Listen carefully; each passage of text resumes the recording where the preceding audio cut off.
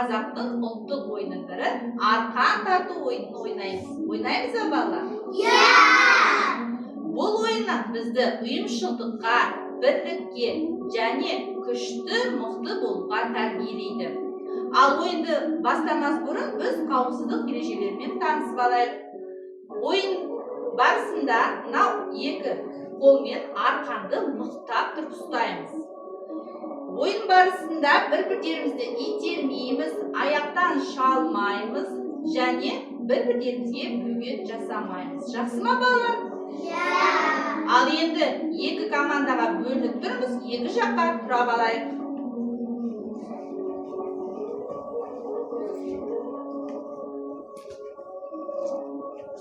Ал тамаша балалар.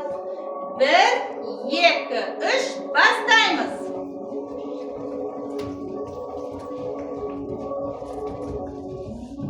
Тамаша балалар, жарайсыңдар. Мықты, күшті екендерді көрсеттіңдер. Балалар өздерінің мықтылықтарына қуанып жатыр. Сендерге бүгінгі ойын ұнады ма? Сендер де балалар бүгін маған өте ұнадыңдар. Рахмет балалар сендерге.